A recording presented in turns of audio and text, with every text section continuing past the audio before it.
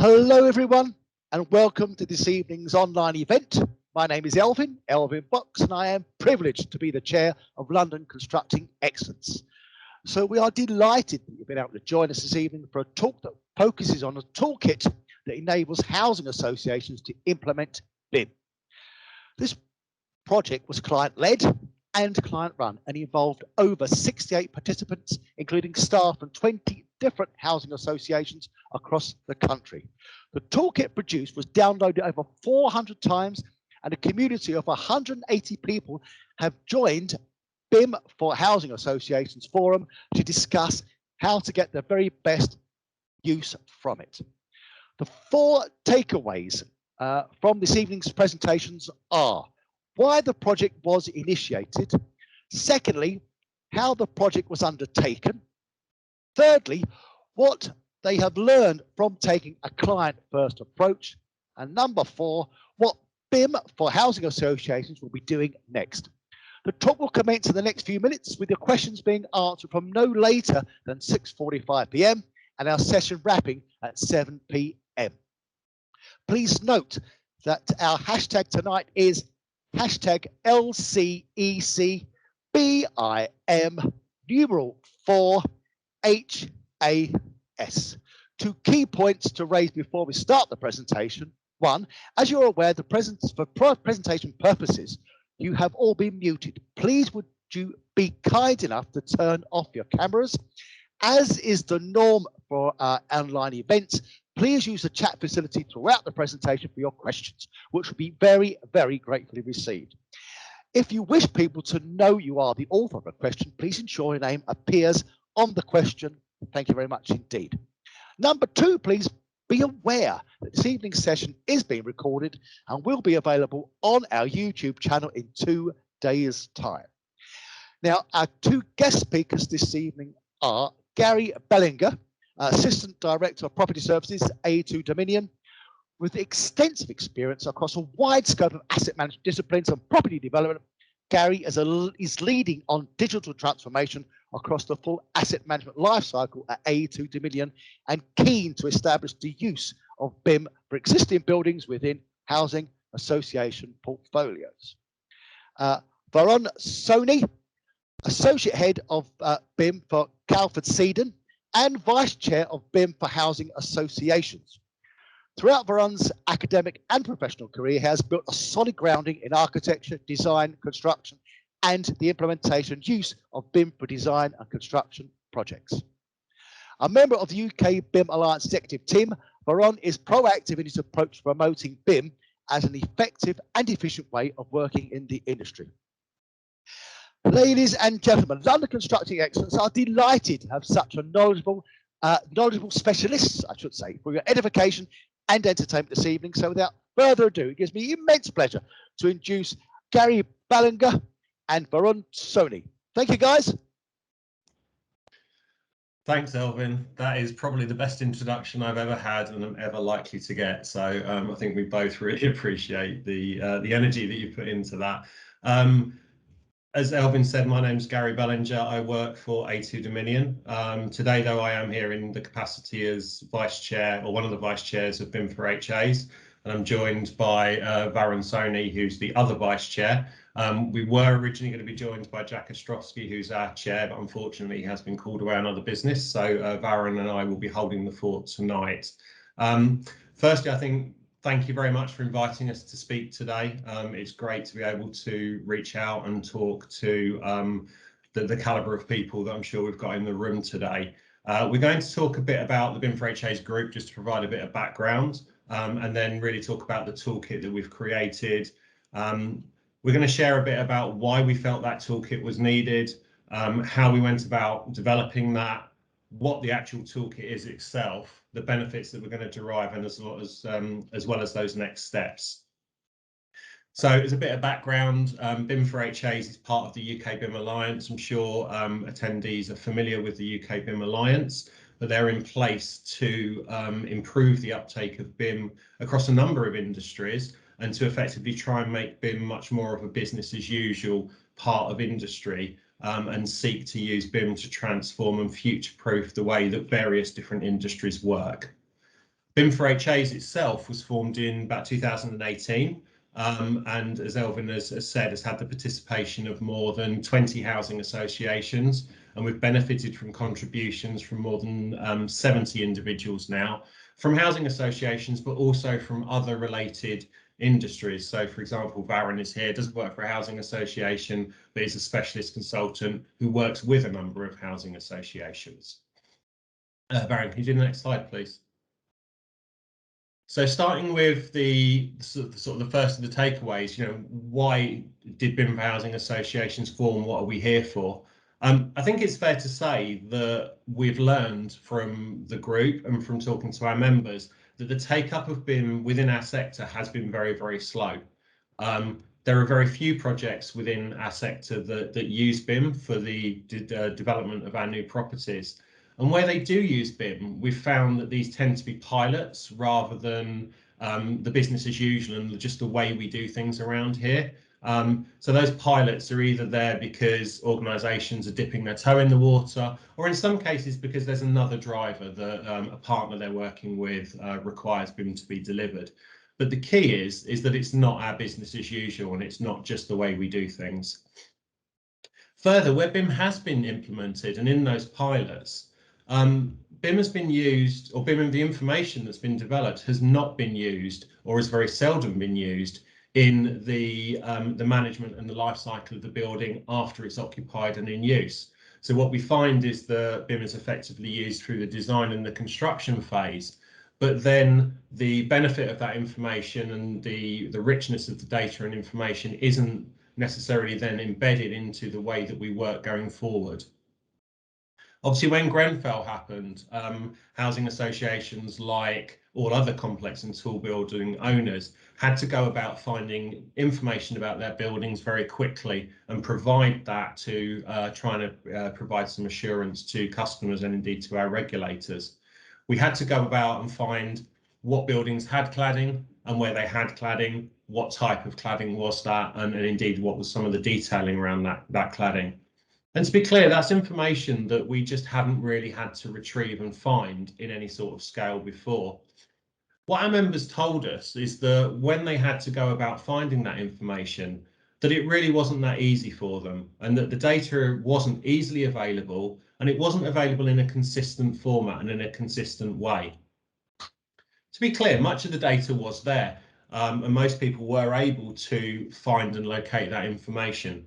But it wasn't organised, it wasn't readily available, and actually in some cases it wasn't up to date anymore.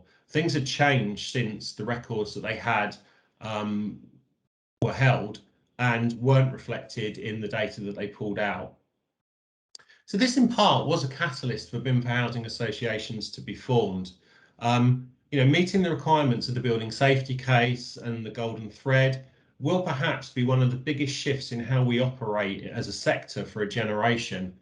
And one of the key challenges for people like me and my peers in other organisations has been actually, how do we do this? Everybody wants to meet those new requirements. Everybody wants to do the right things and move forward. But many members have come to BIM for housing associations because they're not yet clear quite how to do that. And they believe that BIM is obviously part of that solution, and we think they're right, but they probably didn't recognise how to go about doing that. Now, we believe that BIM can assist in the delivery of most, if not all, of the golden thread principles, and you can see on the slide that we've got up in front some of the core sort of principles. But the foundation of delivering the golden thread is around several things. It's around information being understood and accessible to those that need it in a format that they can use. And importantly, that information is maintained and is available through the design, through the construction, and those key operational phases, the life of the building. It's also, though, important to recognise that whilst building safety was one of our core drivers, it is just one part of the BIM4HAs sort of drive. There's a recognition that BIM has the potential to deliver some real broader change and transformation across all of our operating environments. Speaking for myself, I've been an asset manager for a long time. I'm kind of getting on a bit now. And something that I've observed that was shared with quite a lot of our members is that asset management probably really hasn't changed that much over the last 10 or 15 years. In many respects, we're doing a lot of similar things in quite similar ways. And I think there's a recognition from our members that a lot of people have the energy and the will to try and change and transform that. Asset managers are now recognising that using the BIM principles, and in particular throughout the in-use lifecycle phase of the building, gives us that opportunity to really transform some of the things that we do all day, every day. And those things are really, really important to our customers. As a sector, we do millions and millions of low value, high volume transactions a year. Some of the biggest housing associations do millions on their own every year. And by low value, high volume transactions, I'm talking about repairs, component replacements, compliance checks, servicing, stuff that sounds really simple and actually in principle is really simple, but is something that is so important to our customers. Getting that right to our customers is one of those things that says my landlord is a good landlord. Ensuring we use that golden building information, that really good information, and making that information usable and deployable for, if not all, then some of those transactions, those millions of transactions, gets us into a position where we are more likely to get more of those transactions more right more of the time. And I use a lot of those mores because it's not going to be a binary thing and we will never get all of those transactions right all of the time. But the gains that we can get from using that information more effectively across all of those millions of transactions can save a huge amount of money for our organisations, reduce a huge amount of waste, but most importantly, change how our customer sentiment is about their landlord. There's nothing like, there's no better way than to annoy one of our customers by sending the wrong person to do the wrong thing with the wrong information. That leaves a horrible view of how good we are as a landlord. Getting more of that right more of the time does exactly the opposite. So as part of our group, we originally came together because BIM was seen as a way to help transform in our new post-Grenfell operating environment, to assist us with our building safety cases and to maintain that golden thread. But as important is the view that asset managers want to be able to push forward and want to be able to implement some of those building safety solutions across the broader transactional and operating environment that asset managers work in. Varun, can you go to the next slide, please? So one of the questions that sort of Elvin set out was kind of why did we feel a toolkit was needed? Well, as everyone knows, BIM already exists. We haven't invented that, we're not claiming to, and nobody needs to. It's been around for an awful long time. And there's quite a lot of standards and information out there around BIM. So when we started, we have 1192, and now towards the end of this phase of the project, 19650, and all of that data and standards and guides are out there. But yet there's still little uptake of BIM in our sector. And the question we asked ourselves at the beginning is, why was that? What our members told us was that in reality, experience of BIM in our sector is very low. To put it bluntly, many people didn't and probably still don't get what BIM is or how that can be effectively deployed in organisations like ours. Many people had the perception that BIM is a 3D visual model. It's something that's used through the design and the construction phase, or indeed that BIM was a piece of software that you'd go and buy, like you go and buy Microsoft Word. You know, let's go and buy BIM and download it, and our lives will all be better. And perhaps it's not surprising that people had that view, particularly as asset managers, but also as development colleagues, because when BIM has been generally sold in our sector and promoted, it's been done on the basis of the benefits that are gained through the design and the construction process. So looking at X percentage of savings, clash detection, and efficiency that's gained through there. Very seldom has there been any real reference to the benefits that can be gained through implementing BIM as a building owner and someone who manages a building for the long term. And we recognise that they were probably key barriers to adoption. Many people just didn't really know what BIM was and what it could deliver, but they also really didn't know where to start.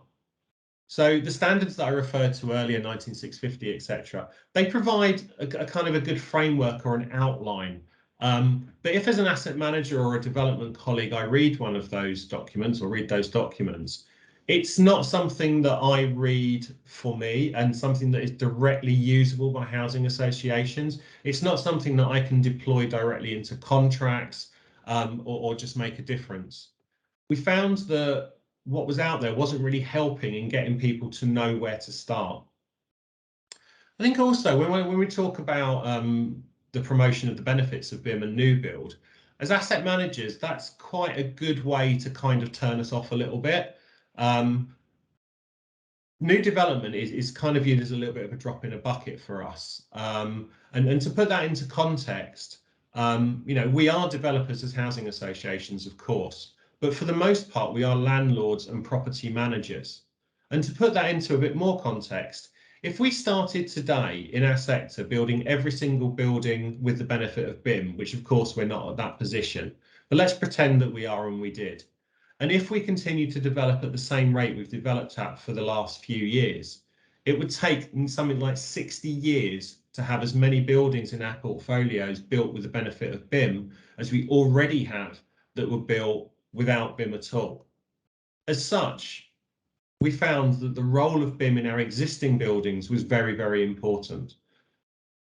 Because if I manage 60,000 buildings and we're developing 1,000 a year, I'm going to see the real shift in applying a consistent solution across all of my stock. So when you put these facts and some of these misunderstandings together, you can begin to see why perhaps the take-up of BIM historically in our sector hasn't been as high as we would have liked. So when we got together as a group and thought, well, what can we do about this? There are a few emerging themes that steered us towards developing the toolkit that we're going to share a bit more detail on.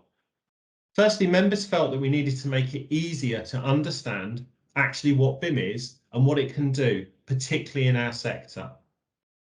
They wanted people, or we wanted to provide something that enabled people to kind of get away from starting from a blank piece of paper and give them something really tangible that they can get their teeth into and bring into their organisations and move forward. Further, we wanted to make the adoption of BIM less scary and less lonely. And we thought creating the network that surrounds the toolkit was a good way of doing that. And also, and Varun, if we were in the same room, might kick me under the table at this point, we wanted to be less reliant on consultants. Traditionally, housing associations often ask consultants for an answer when they don't necessarily even know what the question is. And our members certainly told us that we wanted to be on the front foot when it came to working with consultants, because that is a core part. And finally, we wanted to create something that's deployable to new build and existing buildings equally.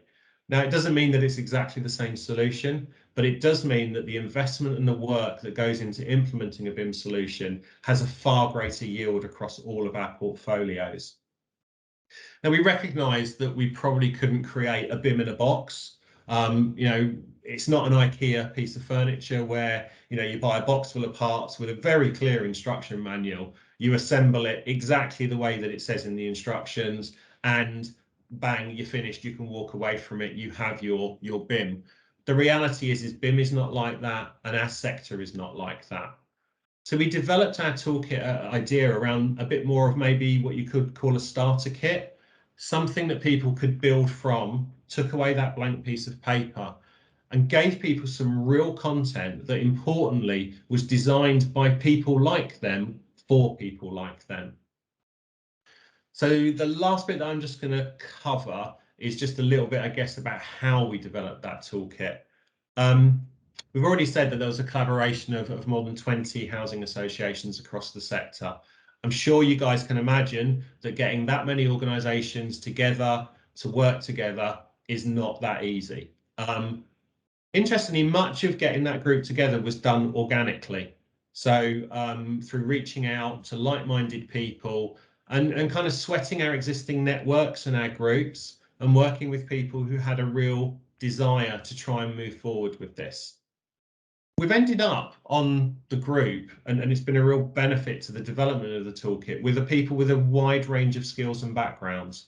I'm the first to sit here and say I am not a BIM expert, and I don't expect I ever will be a BIM expert.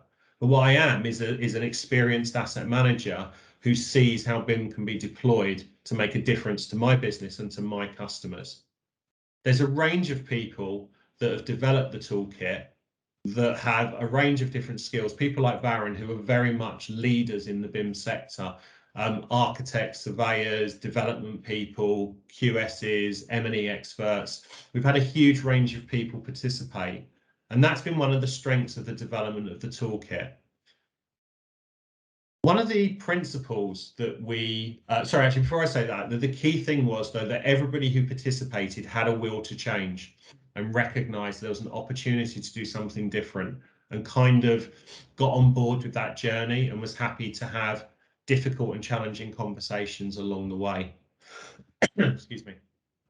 One of the principles that we did establish from the beginning of the development of the toolkit, that this should be by clients for clients, by people like us for people like us. And as such, the whole membership has been voluntary, and nobody is making money out of this or being paid to work through it. The toolkit has been set out very clearly as being for the good of the sector and not for profit. And that's one of our really important sort of principles. We have lent on professionals, and obviously Varun being one, he's vice chair, we've lent on him quite heavily. But we have also, and I think Varun will be the first to admit this, been really careful to ensure that the driving force behind our solutions remains the people that will be deploying those solutions in their organisations and the people that have long-term sort of skin in the game with it. We took a decision quite early on in the development of the toolkit that we wouldn't include software providers within the journey. And you might think, well, when you look at BIM and look at the data side, the technology side, maybe we're missing a trick in that because we all use software. Well, of the 20 organisations that are part of this, we use more than 20 different IT systems because we use multiple IT systems for different parts of our businesses.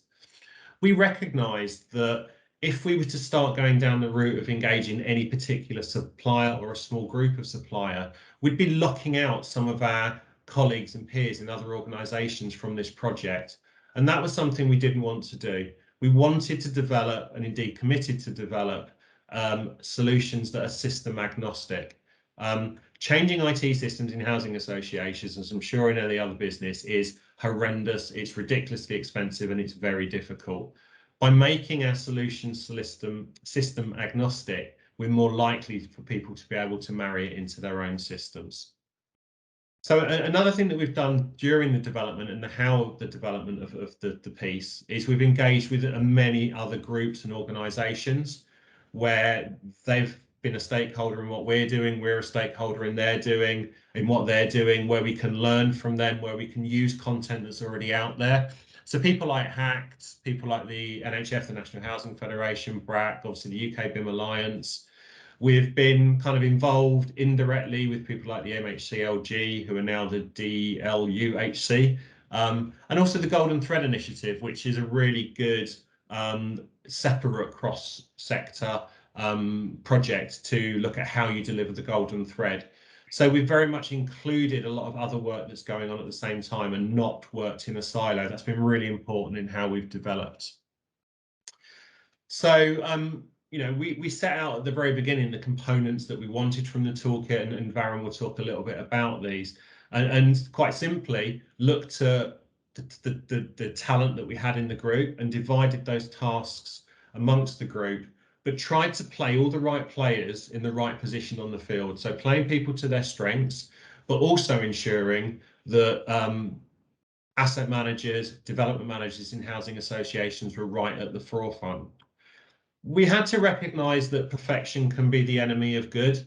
And if we'd waited to deliver absolutely everything that we thought we wanted to before publishing, we wouldn't have published now, and we probably wouldn't publish for another 10 years. So we published in summer this year. It took us 2 and a bit years, and obviously lockdown delayed us a bit, but generally it took us longer than we thought. We know there will be a 2.0. We're working on version 2.0 right now. That will come with improved content where maybe we haven't got things quite right or we think we can do better. And then will be new content to follow as well, something that Varun will share. And I think finally, you know, we had to accept that this really isn't for everyone. And as they say, you can't please all of the people all of the time. Not everybody in the BIM community, or indeed in the housing association community, is necessarily a fan of the toolkit, but we've come to terms with the fact that that's okay. You know, we've delivered content that now has been downloaded more than 500 times by people within the sector. And we think that says that we are filling a gap and there's something here that's needed and necessary. But yeah, no one likes their baby being called ugly, and sometimes we just have to accept that not everybody's going to like it. Varun, if I hand over to you at that point. But that's not a reference to ugly babies. But yeah, thank you, Gary. That was really useful. What I'm going to do is I'm going to take us through just a little bit about the toolkit, how it's been developed in terms of how we've actually approached it from a HA perspective, how the consultants have helped to start to create some of the core documentation. What Gary did speak about is the fact that this documentation that's been created has been created more as a foundation to build upon. It's not a template. It's not something that we would say take away and use straight away, because that's not what it's been developed for. A lot of the focus has been about how we can actually manage our information. A lot of the focus that's coming in version 2.0, which we'll talk about a little bit as well, is focused very much on better information management. So it's more about how that information will actually help you. So we'll start off with some of the documentation that we started creating. The first set was actually the first set that we actually started looking at was the asset information requirement. So the asset group started before the development group started. So we had two subgroups within the actual BIM4HAs when we began. The first thing that we actually started doing was understand how asset teams currently were working. So what kind of information they were currently collecting, what kind of attributes on components they were trying to collect, how they're actually using that information, in what formats they're using that information, and what actually happens in terms of the life cycle, how that information is updated, etc. From there, we started to provide precise descriptions on all the key components that were being utilized, starting to understand how we could actually use them for that life cycle. And very much that's what the AIR is built out of. It's not just defining the information that was going to be required, but it's also helping us in our exchange information requirements that we'll go on to, in how we were actually going to deliver that information. The right way to have done it would have been to have started off with doing our organization information requirements, but actually, in all honesty, this came at a later stage, and therefore they didn't really marry up, and that's something that we are to update it version 2.0. From the AIR is how we started developing our COBie data as well, and on the next slide I'll actually go through that with us, and how we actually went through the development. But once that information was created, we then started developing our exchange information requirements. So this was handed over to the development team. The development team basically started interpreting the information that was provided through the AIR, and split it up into the three sections of technical, management, and commercial. The technical side really focused on the kind of software platforms that were going to be used, what kind of versions we were looking at, what really we wanted out of the common data environment, what kind of systems we were going to use. As Gary said, we didn't really bring software providers in, so it was a case of trying to see, can we provide, building information models as well as CAD models, because not every HA would be in a position from day one where they could actually utilize the information within a model. We then started to go on the management side of the standards that were going to be used. The EIRs started off developed as a bit of a PAS standard. After that, they kind of started taking on a bit of the ISO standard. So right now there's a bit of a crossover between the both of them. There is a bit of work going on currently in the background to update that fully to ISO standards right now. And one of the core areas that we need to look at is the level of information need. Currently that's defined more in a modeling term of the level of definition, so level of information versus level of detail.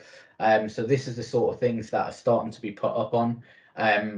But what it did allow us to do is it allowed us to see what kind of information we were needing to actually ask development teams for, how that information was to be produced. And some of the conversations that came off it were really interesting. When we started concentrating on fire related items, for example, it was, would we really be putting this into a model, or would we be putting this format in a specific way that could actually be used on a daily basis?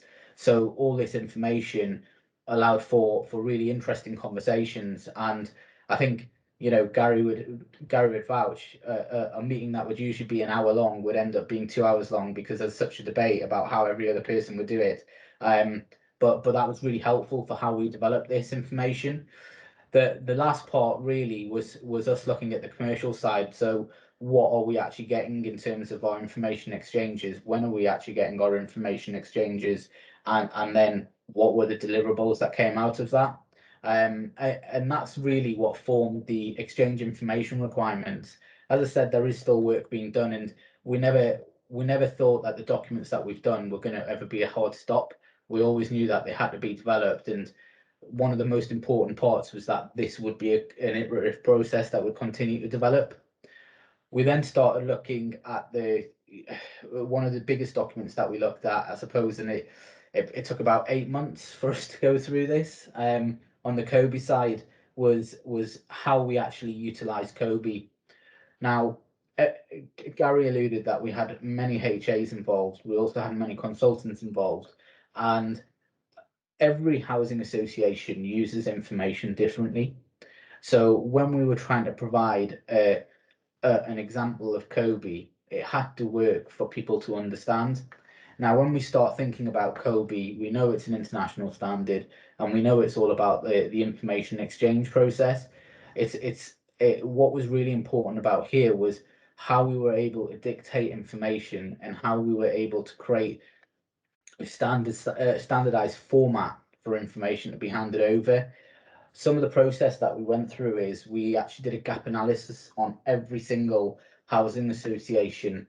They provided all their attributes, all their components, and myself and another colleague called Sean Kelly went through all this information, understanding what assets are the same, what information and attributes are the same that are being collected with every HA, and then what is different and why are they collecting it? What makes them want to collect it? Is there a specific reason, or is it a case of the more information, the better it must be? And what it allowed us to do is it allowed us to question every HA as to the question of, well, why are you collecting this? And what are you going to do with this? From that, we started to develop the Kobe data.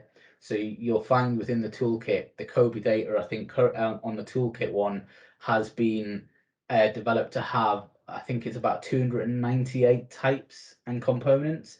Now, version 2.0 is on its way at the moment, and that's only got 143. So as you start asking those questions, as we started feeding this information out and really getting down to the granularity of what you actually doing with this information, we've been able to pull a lot of components that are not necessarily needless, but they're not required in this format, and they're not required to be used on a daily basis. And that's where this has been picked up from. We've then tried to align it so that we've put in as many documentations that were standard requirements, so things like test certification, O&M manuals. We've tried to integrate that into this as well. But I think one of the biggest areas that we started looking at was the structure of spatial hierarchies. And this one led to quite a lot of debates, and Gary will know all about it because he was one of the ones debating it, because every single HA has a different way in which they structure their information and how they structure their spaces. Now, what that led to is it showed a prime example of not every HA will do it in the same way. Not every housing association's asset system will be able to take information in the same way. So where we would break down facility, floor, space, and zone in one HA, we might have to break it down so that actually a zone needed to be duplicated almost in another HA because a flat would be seen as something different. Then trying to link that back to Hacked has been quite an interesting project in itself, and some of the work that we're doing in 2.0 builds upon that to look at it even further. So that's kind of been where we've been going with this COBie data. Now we started aligning it to 119 BS 11924. We're now looking at aligning it as well as part of ISO 16739 as well as 11924, and that will be part of the 2.0 toolkit. As I said, when we were looking at the OIRs, this became quite a last minute thing. So in terms of the information that's been brought on, this actually should have been done at the start, but the OIR allows us to create basically the foundation of what we want to be able to build everything from.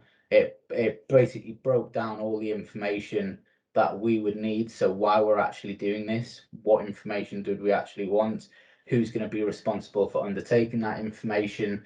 And what we've tried to do is we've tried to build that in with our business case as well. So what is the business case behind wanting to do BIM?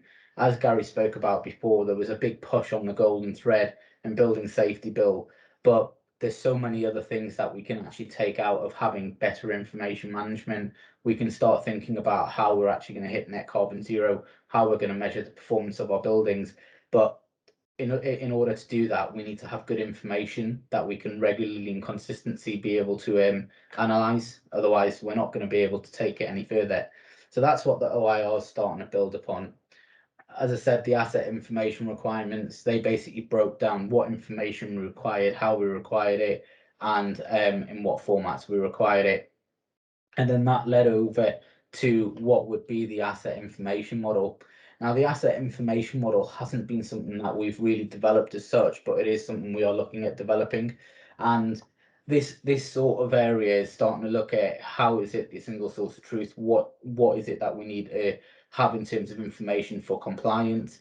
And it's about being able to create that graphical and non-graphical representation.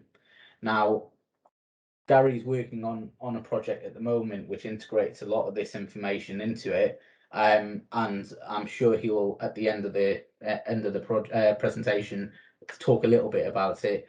But it's one of those areas where, again, it creates a lot of difficulty because every HA is different. We don't want to be able to dictate and say you have to do it this way.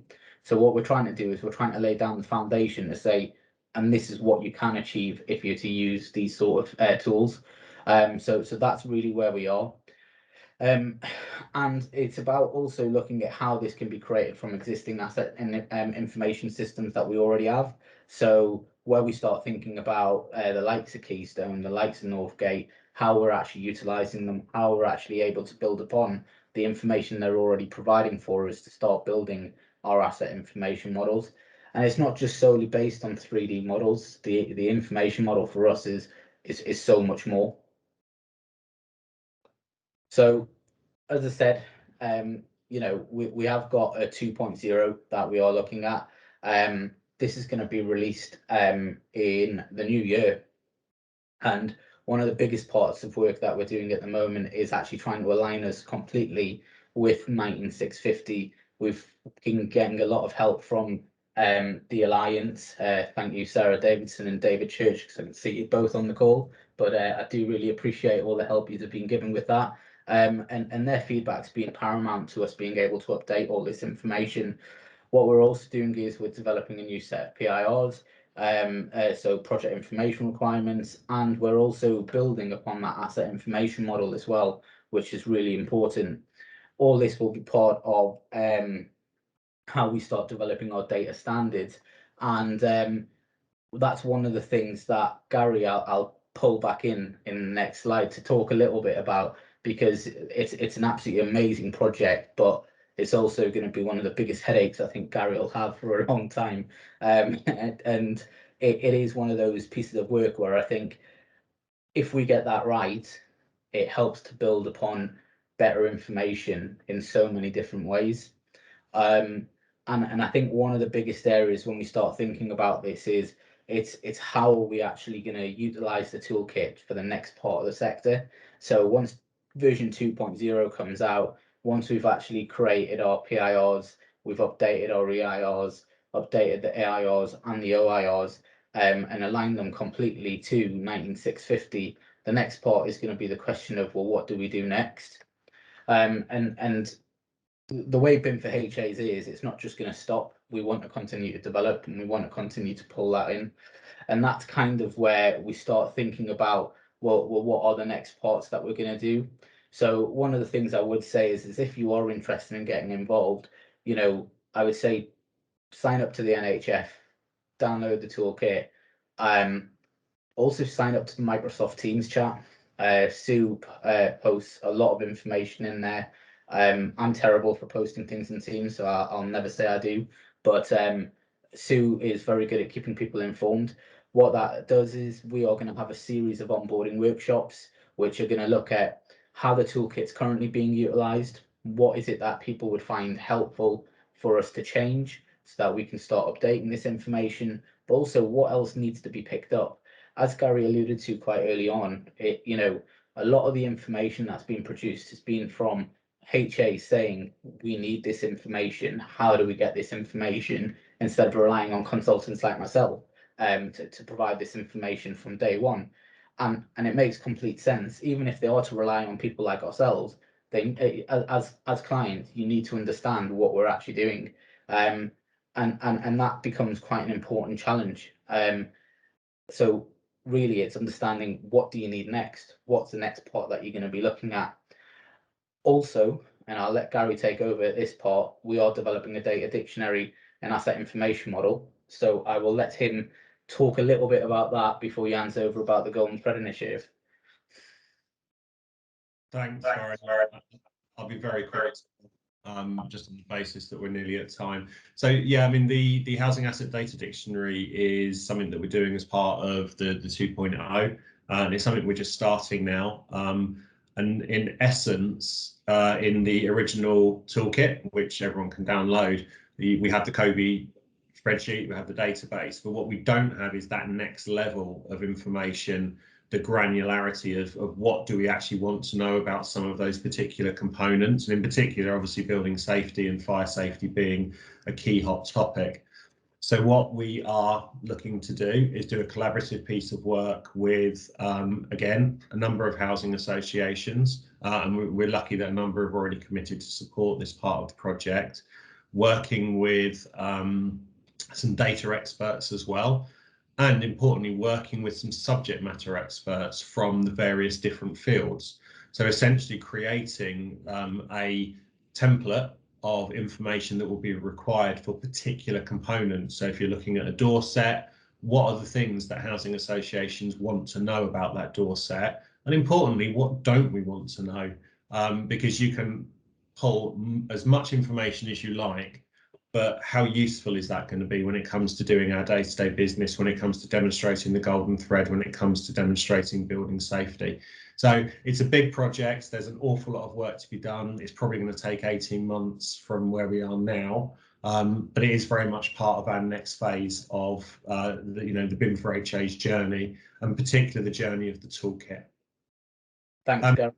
Shall I, Varun, back to you or back to Elvin? Yeah, I was just going to say the last part is we're also doing the Golden Thread Initiative. There's been some excellent work that's happened, and that's been something that L&Q have led on. We're actually taking the design information, workstream information from them. We're going to build upon it. So when we build upon it, we're going to be looking and focusing on the level of information need, and how we can then start defining those information requirements so that they will align with the gateway requirements of the building safety bill.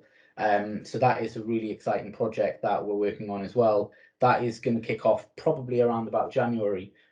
So again, if you feel that you may be able to help with that, please get in touch with us, and you know, we can have that conversation. But that is all from Gary and myself. I really appreciate everybody staying and tuning on so late. Rob, I hope you've not had too many glasses of wine to start off with, so you can ask some good questions. Thank you, Gary. Thank you, Varun. That was excellent, my friends. That was very, very good indeed. Got some questions for you, as we would obviously have from such a detailed presentation. Sue Butcher has quite rightly asked, because I can see you got the onboarding workshops coming, but will you be providing training for housing associations to implement the toolkit? Yes, we will be.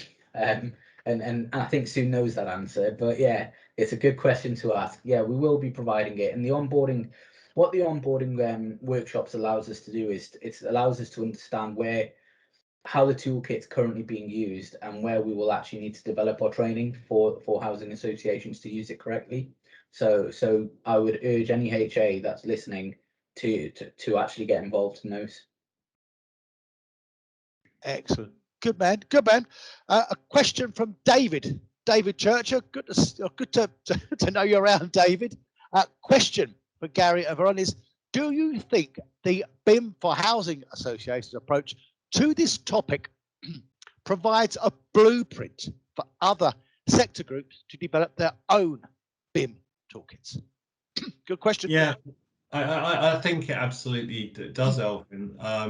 You know, what we're doing here is we're putting together something that meets the needs of us as developers, but also as asset managers, long-term property managers. The toolkit itself could, in theory, be deployed, or versions of it could be deployed to other landlords. My organisation, like most, or like many housing associations now, also has commercial property arms, because that's how we make money to put into our social enterprises. So, you know, in many respects, we're actually already deploying our solutions in a more commercial property environment. Could we then, or could other sectors that are very different use a similar blueprint? I guess they could. One of the things that I would say is that the collaborative nature of what we've done has been a key part of it. Everybody has come to the table, has volunteered their time and their expertise, and it's been not for profit. I don't know how that would play out in sectors that are for profit, whether or not the sort of the commercial side of things might prevent that from happening. The principle, I think, absolutely could work. I guess it's just whether or not the kind of the crowdfunding of the resourcing in the way that we do it would work in a much more commercial environment. Yeah, and just to add to that, I think one of the biggest areas that's actually been a success for us is the fact that we've not focused on a delivery of a 3D model or anything like that. We've actually tried to dispel the myth of what BIM really was, and we've tried to focus really on that term of better information management the whole way through. And I think, you know, when we push this, one of the things that we are trying to relate back to is that UK BIM framework. There is a framework in place in this country that we should utilize, and we should utilize it correctly. And I think one of the things that we've tried to do is we've tried to tailor it to work for HAs. And I think that is something that needs to be done. It's a case of the framework provides a very good foundation for us to learn and to be able to provide better information from. But it's on us as sectors to be able to take that information and then create requirements out of it that work for us to then utilize correctly. And that's one of the things you'll see in version 2.0. You know, it's aligned to the framework, and the whole push behind it is it's been adapted and tailored to a HA. Thank you, mate. It's a good answer. Good answer. Good question here from Rob, our Rob Garvey. Very informative and insightful, which it absolutely was. It is evident that you've undertaken a lot of groundwork. Now, did you envisage this at the start? And also, what advice would you give to clients starting out on their own BIM journey? I mean, certainly from my perspective, Rob, thanks for the question. If you took me back 2.5 years when I first turned up at the first BIM4HAs meeting with Jack and with the guys, and you laid out exactly how much work we'd have to put into it, I probably would have run a mile. And I think that's probably the case for most of us. We started really small and as a group of people that were looking to solve a problem that was really real for us all and was affecting our businesses. So no, I think it's become probably something greater than we thought it would. And whilst that has been a huge amount of work, and you know, we're lucky that our organisations have backed us in being able to be part of this. Yeah, I don't think anybody set out at the beginning recognising what it would be. And indeed, you know, 2.0, the housing asset data dictionary that I'm doing, again, it's just a huge amount more work, and that's why we're doing it over 18 months. But the reality is unless people put the time and the effort in and take part, then we're not going to be able to collaborate effectively. The second part of the question about what advice would we give to clients starting out on their BIM journey, for me, it's a really simple one. It's become part of this community that we've started. The toolkit is there exactly for you. It's free. Download it, pick it to pieces. You know, implement half of it, implement 2 bits of it if that's what you need in your organisation. But join the community, participate on teams. You know, get to know people, share your ideas. I said in my presentation, I'm not a BIM expert. I wasn't when I started, and I'm not now, and I probably never will be. But I know so much more about how to take my organisation forward than I did when I started. And I know a lot of that because I know who to approach and who to talk to and who to bounce ideas off because of this community. So it's a simple one for me, just become part of the community.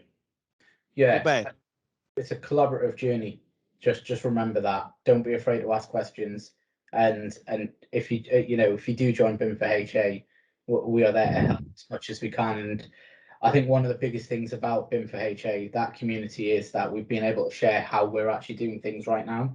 Every HA, as I said, is different. You all have a different journey and path to take, but you will have questions to ask.